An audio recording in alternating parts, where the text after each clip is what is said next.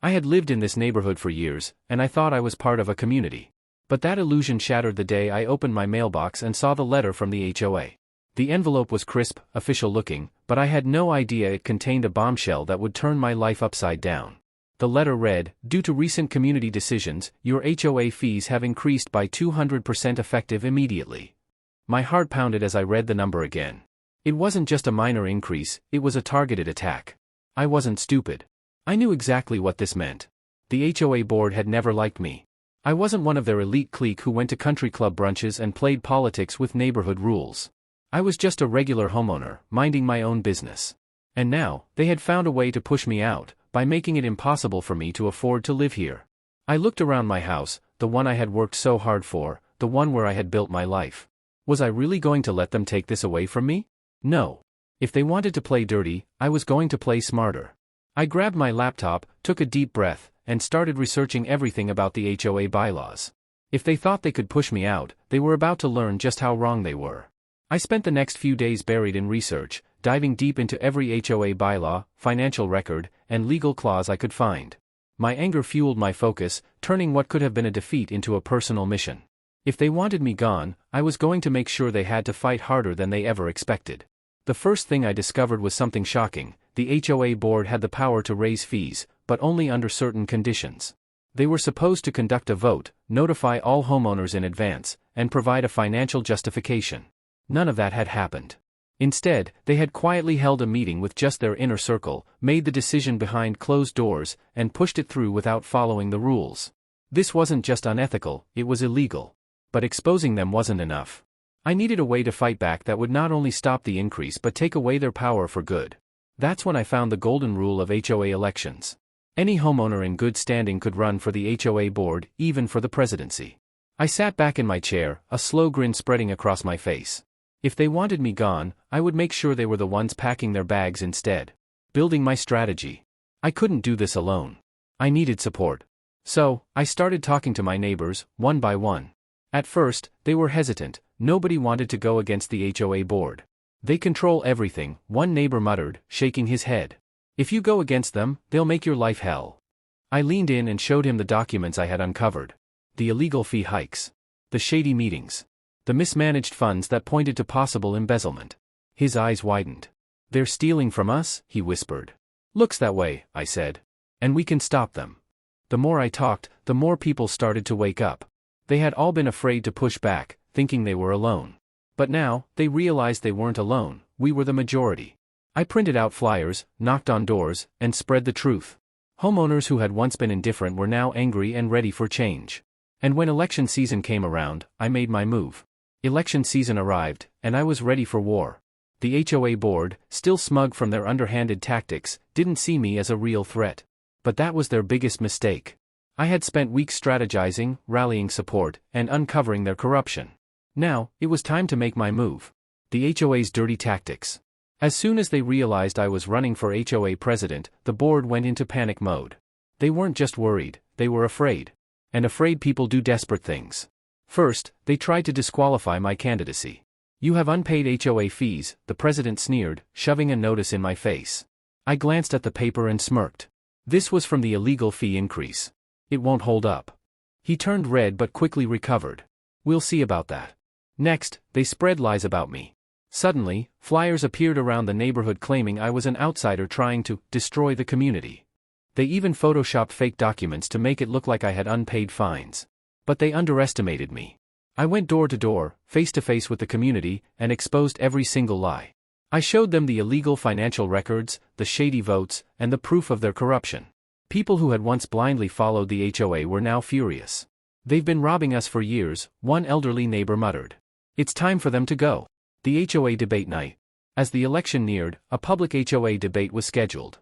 It was supposed to be a formality, a chance for the current board to show off their power. But I was about to turn it into their worst nightmare.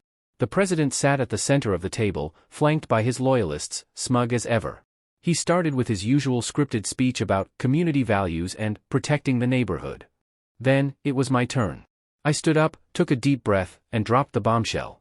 "I have proof that this board has been illegally raising fees, mismanaging funds, and abusing their power for years." Gasps rippled through the audience. The president laughed nervously. "This is ridiculous," he scoffed.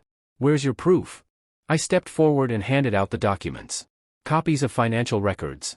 Screenshots of secret HOA emails. A full report of their violations. Silence. Then, a woman in the crowd stood up. "So that's why our fees have been going up without explanation?" Another man yelled, "We trusted you. And you've been robbing us blind?" The HOA board was crumbling before my eyes. The president tried to regain control, but it was too late. By the end of the debate, it was clear, the neighborhood had turned against them. And in that moment, I knew. I was going to win. The night before the election, I barely slept. The weight of what I was about to do felt enormous. This wasn't just about me anymore. It was about every homeowner who had been bullied, every neighbor who had been unfairly fined, and every family forced to pay fees they couldn't afford. When morning came, I walked out to my yard and saw something that made my heart race. Lawn signs. Everywhere. My name was on them. The community had come together to show support. Neighbors who had barely spoken to me before were now waving as I passed, giving me thumbs up, whispering, "We got your back." I wasn't alone anymore. As I arrived at the HOA meeting hall, the tension was palpable. The outgoing president and his board sat behind the front table, arms crossed, jaws tight. They looked like a group of cornered animals, desperate to hold on to their power. The voting process was simple. Every homeowner received a ballot. They would mark their choice and drop it into the official HOA ballot box. The votes would be counted on the spot. As the meeting started, the HOA president made one final, desperate attempt to discredit me. "This man," he began, voice shaking slightly, "has no experience leading a community. He doesn't understand the complexities of managing an HOA. If he wins, this neighborhood will fall into chaos." I waited for him to finish, then calmly stepped up to the microphone. "I don't need experience in corruption and greed," I said, my voice firm. "I need experience in honesty, fairness, and doing what's right. And that's something I've been doing my whole life." The room erupted in cheers and applause. The president's face turned red. He knew, just as I did, that the tides had shifted. Then, the ballots were cast. One by one, homeowners lined up, marking their choices and slipping them into the box. I watched as people who had once blindly supported the HOA now gave me nods of encouragement. The votes were being counted, and I felt every second stretch like an eternity. Then, the head of the election committee stood up and cleared his throat. "The new HOA president is." He looked at me. "You." The room exploded into cheers. People clapped, whistled, and even hugged each other. I felt a surge of relief, pride, and sheer disbelief. I had won. Across the room, the now former president sat still, his face pale. He had spent years controlling this community, bending people to his will. But today? He had lost everything. I stepped forward, took a deep breath, and said into the microphone, "Looks like it's time for some real change." As the cheers rang out around me, I let the moment sink in. I had won. I was the new HOA president. But I also knew that the fight wasn't over. Winning the election was just the beginning. Now, I had to prove to everyone that they had made the right choice. I turned toward the outgoing HOA president. He sat frozen, his hands gripping the table like he was still trying to hold on to power. His face had lost all color, and his usual smug smirk was nowhere to be seen. He pushed back his chair and stormed out of the room without a word, his supporters scrambling after him. Some of the old board members followed, looking humiliated, while others hung their heads in quiet acceptance. The moment he was gone, I stepped forward to take my place at the front table. The first thing I did was look out at the people in the room, the people who had put their trust in me. Their eyes were filled with hope, something I hadn't seen in them for a long time. I tapped the microphone. "All right," I said, my voice steady but firm. "Let's get to work." The meeting room erupted into applause again. But I knew that fixing this HOA wouldn't happen overnight. Years of corruption, excessive fees, and unfair rules had left deep wounds in the community. If I wanted to heal them, I had to act fast. The first order of business, exposing the corruption. I had spent months uncovering the shady dealings of the previous president. Now that I had power, I wasn't going to let those crimes go unpunished. I called for an immediate audit of the HOA's finances. At first, the remaining board members hesitated. They were afraid of what we might find. But I wasn't backing down. "I don't care if it makes people uncomfortable," I said. "Homeowners have a right to know where their money has been going." The results? Worse than I had imagined. Tens of thousands of dollars had been misused. Personal vacations paid with HOA funds. Overpriced repair contracts awarded to friends. Mysterious transactions that had no paper trail. The worst part? The former president had been the one approving all of it. The homeowners were furious.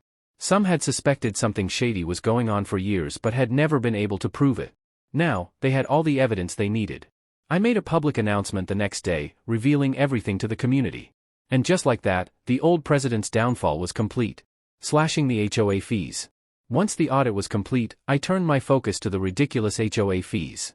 For years, people had been struggling to keep up with the ever-increasing payments. Some had even sold their homes because they couldn't afford to stay. I wasn't about to let that continue. After reviewing the budget, I called for an emergency meeting to discuss lowering the fees. Of course, some of the old board members resisted. "We need those fees to maintain the neighborhood," one of them argued. I leaned forward. "Do we? Or do we just need to stop wasting money?" Silence. The homeowners backed me up. They had seen the corruption. They knew how much of their money had been going straight into the pockets of the former president and his friends. By the end of the meeting, we voted to cut the HOA fees by nearly 40%. For the first time in years, people weren't being squeezed dry just to live in their own homes. Rewriting the rules. But I wasn't done yet. One of the biggest problems with our HOA had always been its ridiculous rules. No kids' toys allowed in front yards. Only approved house colors were allowed. Fines for parking your own car in your own driveway for too long. It was insanity. I opened the floor to homeowners, giving them a chance to voice their frustrations. And let me tell you, they didn't hold back. Story after story came out. A single mother fined because her daughter's bike was left outside for 20 minutes. A veteran forced to repaint his house because the color wasn't neutral enough.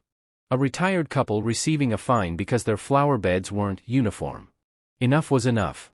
With the full support of the community, we threw out the most ridiculous rules and replaced them with ones that actually made sense. No more excessive fines. No more micromanaging people's lives. No more power trips from the HOA board.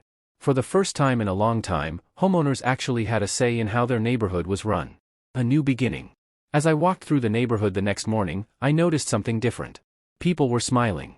Kids were outside playing. A neighbor waved at me and shouted, "Thanks for fighting for us." I waved back, feeling a deep sense of satisfaction. This was what I had fought for. The power-hungry HOA board had tried to force me out of my own home. But instead, I had taken over. And I had turned the HOA into something it was meant to be all along, a community that actually cared about its people. I had won. And this time, everyone in the neighborhood had won with me.